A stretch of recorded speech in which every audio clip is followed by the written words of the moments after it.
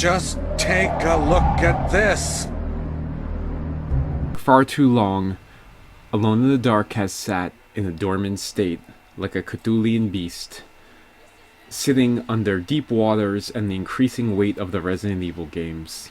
After 2 failed reboot attempts, a bad 1-on-4 multiplayer attempt, and 2 awful movies, we finally have a glimmer of hope with January's release of Alone in the Dark. So let's take a moment to pull Alone in the Dark 1992 out of the wrongful shadow of Resident Evil. Remember that dog through the window jump that Resident Evil invented? Yeah, maybe not. Remember that choosing a male or female protagonist that Resident Evil invented? Also, no. To be clear, nobody's a bigger Resident Evil fanboy than me, but I've seen a lot of weird logic where people say it has to be the first survival horror game because it coined the term. Let's apply this to the platformer genre. Is Donkey Kong not a platformer? Is Super Mario Bros. 1 not the most influential platformer of all time? All of these games exist before anyone ever thought to utter the word platformer. But let me digress a little bit. Let's look at this opening. Edward Carnby has a driver bringing him down a long and winding road through a New Orleans swamp. This might seem vaguely familiar to some of you youngins, because you've seen this scene before, just more recently. Let's look at Resident Evil 7, the game that saved the franchise from being bland action games forever. What do we have here? The protagonist driving through a New Orleans swamp. All of that aside, I'm going to abuse the hell out of this game because it's aged poorly. It has weird tank controls that don't tank as well as they should tank. Do they tank? I don't know. I got nothing. There are insta-kills, which I will tear apart. There are several moments where the aiming is just god-awful. So, yes, it needs to be abused a little bit. We need to look at it without the nostalgia goggles of our youth on. But it also can't be forgotten as the main reason that Resident Evil exists. Now, let's try to look at its brilliance. I could spend probably an hour just talking about this opening room, but let's not bore you. Aside from a game called Estatica, which I'm not going to muddy the waters with, Google it yourself, this is one of the first times in history that we had fully realized 3D with fixed cameras. If you just chill in this opening room and mess around long enough, grab your rifle, grab the items you need for the game, you are going to get attacked from 2 sides. One of the doggish, Lovecraftian Fidos, for lack of a better term, and a Romero-esque zombie will pop out that floor. Actually having to fight these 2 things is pretty much not your best course of action. There's very little ammo in the game, and even less healing items. What if we could find a better way? Let's start again. We know where both of the monsters are going to enter from. The dog thing, the Lovecraftian Fido, is going to jump through the window. The Romerian zombie is going to come up through the trapdoor. So what if we could use a pushable object, another thing that Resident Evil used the hell out of after Alone in the Dark established the physics of it, and use these environmental items to block A, the window, and B, the trapdoor. Now, as the plot unfolds, we can easily navigate this room for as long as we want to find the items we need. So not only did these developers have to navigate the new world of 3D and fixed camera and use it in a way that it was meaningful, but aside from just making a straight brawl, they found ways to make choices between how to save your resources and how to avoid fights, which to me, for 1992, is pretty monumental. Let's pump the brakes. I'm not gonna pretend a lot of this game isn't absolute garbage. So let's go back and look at it from a more critical perspective. I don't mean it's awful every second, but I mean it's aged really badly. One of the biggest offenses is that this game has insta-deaths, things you have no way knowing to avoid unless you do endless trial and error. Take this fun example. You come upon a ghost just sitting in a chair looking at the fire. If you accidentally tap her or brush against her, she turns into this giant floating atom thing, helix. I don't know science. But anyway, this thing follows you around like the GD Nemesis anytime you visit this level. So while it's not really insta-death, it is annoying. And if she touches you once, you are instantly dead. So how the hell was I not supposed to know that? A fun middle finger from the developers is that if you wander into this room and get stuck in a corner, these spiders that you could easily stomp on will stun lock you, and you're basically toast. Another lowbrow one-finger salute from the developers is the fact that if you even get close to the front door, an unescapable imagination forces you to open it and pulls you out, killing you. How the hell could you know that? Okay, but I've pooped on this game enough. Let's look at some of the aspects. So, how does it play out? Well, much like Resident Evil. Take, for instance, these Gorgons? I don't know. Once you realize these guys have Street Fighter moves, you're pretty much outmatched. You have to figure out a way to use your inventory. So let's say I sneak over here and look through my things and throw this little mirror up here, being these things are Gorgon looking. If I remember my mythology correctly, Perseus owned Medusa in a similar way. So once I get both these mirrors set, boom! This guy hits the floor like a sorority girl her first night at the bar. While the combat is awkward as hell, I do like the fact that when you run out of ammo, you are also a martial artist expert. Don't those kicks look Van Damme quality? And you just got Van Dammed. Don't get Van Dammed. Regardless of all of that, it gets the job done. What impresses me most about this game is just how much nuance and choice there is. For example, I come upon this room of hungry zombies, a la Texas Chainsaw Massacre dinner table, and if I have this bowl of human soup flesh just lying around my inventory somehow, is he carrying that thing in his pocket? If I put it on the table, all the zombies happily sit down. Of course I'm gonna knock this mofo off his chair and cut his throat, but you know what?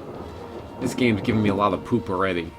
But I swear, I'm done taking my frustration out on it. Okay, maybe I'll shoot this zombie in the back of the head for sport. Where this game gets the height of its strength and where it maintains its largest fan base is just the deep appreciation of the Lovecraftian atmosphere. Keep in mind, 1992, a dark and dusty mansion full of monsters wasn't a cliche yet. All these fixed cameras, each one carefully selected to create the biggest feeling of dread and vastness as you move, does really play very well into how you experience and enjoy the game. It's done very well to a T. The inventory system is simple enough, having dark rooms and light rooms. All these things have become very, very, very well used tropes ever since. So why is this game so inaccessible today? The aforementioned controls are a little wonky. The true tank controls that people who are old enough to remember 1996, they only function the way you think they would, like the original Resident Evil, when you draw a weapon and prepare to turn. Otherwise, it's just non-responsive. Another reason this game might not be accessible to modern audiences, much like the original Resident Evil games, a lot of your clues come from having to read through manuscripts and scrolls and various books you find around the mansion. For those of you who don't like reading in your video games, this might not be too fun. All kidding aside, this game doesn't always do the best job at informing you you've correctly pulled a hint from a book or solved a puzzle on how to defeat an enemy. Aside from the 5 or 6 garden variety enemies that can take damage from anything, there's about 6 to 10 monsters that you have to kill in very specific ways. This guy's way is the sword that I took off the walking armor in the main hallway. But his defenses are so high that he blocks most of my shots. It wasn't until I got him into a corner and really just kept trying and forcing myself to believe I had the right answer that I even realized he was doing damage. I was about to give up and just look it up on the internet when I realized I was finally hurting him. Many of my problems with this game start in the final act, where you find a way beneath the house and enter a Lovecraftian catacomb that exists just below the mansion. The problem is, to access this place, you need a broken military saber where you have to put both pieces on the shield. This wouldn't be a problem if the inventory allowed you to carry infinite slots, which it doesn't, which is forgivable because it probably was a memory issue in 1992. However, you're given this item so early in the game, you're allowed to use it, it breaks, the piece that falls off the sword lies on the floor, and if you've never played this before, you have to go searching all through the entire house to figure out where this item was left.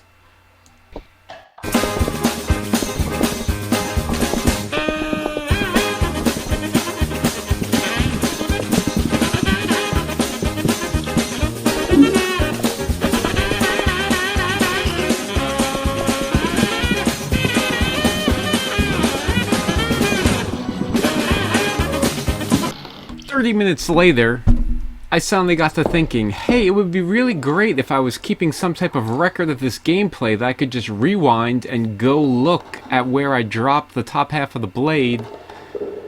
Yeah, I'm an idiot.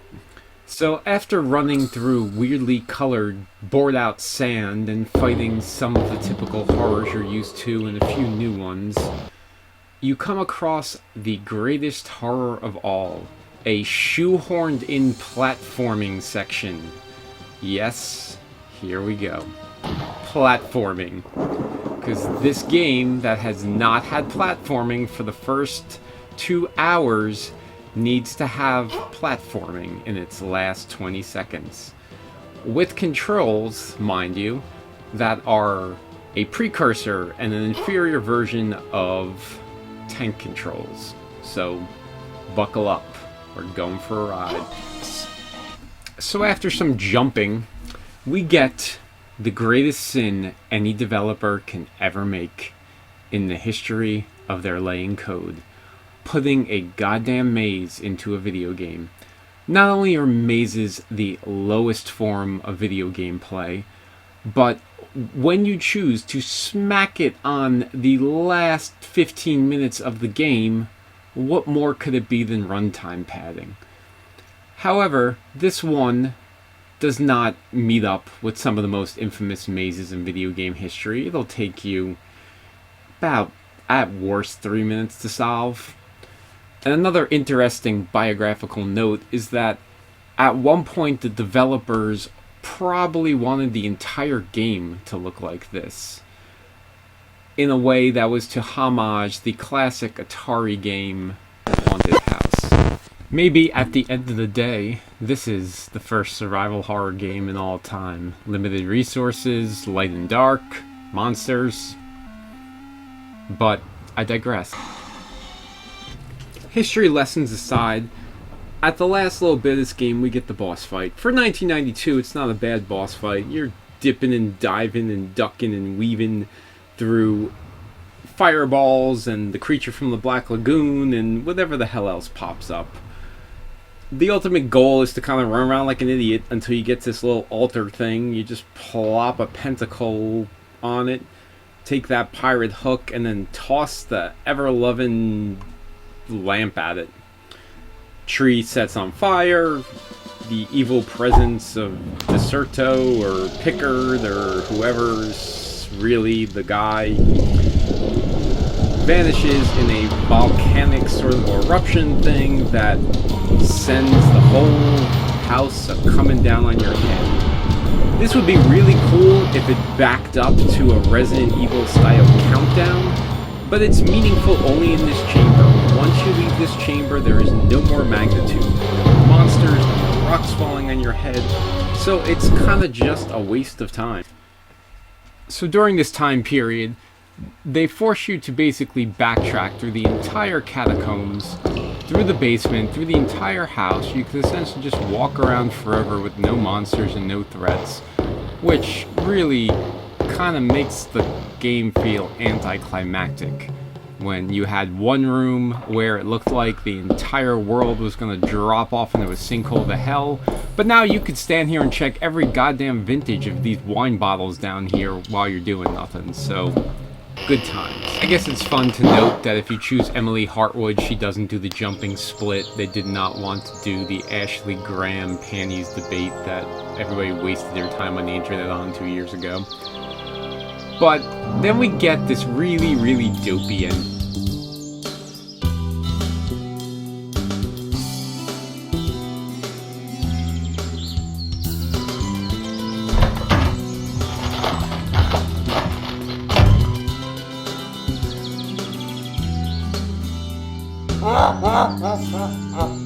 So this poses a lot of awkward questions because we know because of Alone in the Dark 2 that Edwin Carnby makes it home okay, so was this just a really long, awkward conversation on the way home from New Orleans to Bourbon Street? Like, what did they talk about? Did they go on and on about how bad the Saints are doing? Oh well. Well, at least from Ghostbusters, we know this guy's still working in 1982, so... Columbia Building, 57th Street. I'm in a hurry, so let's not dawdle.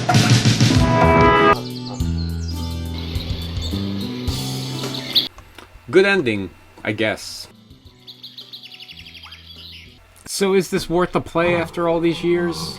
It just depends on your level of ability to retro. I get how inaccessible this is nowadays if you're used to a certain control set. But as a purist, I kind of feel like you need to at least experience a couple minutes of it just to see the history of survival horror. You can usually pick it up on GOG with the other entire first trilogy for usually pennies, so load it up sometime, give it a whirl. There are things obviously I hate about this game and how frustrating it can be, but really it did set the groundwork for everything that will come after, so it's definitely worth your time. Whoa! This hall is dangerous!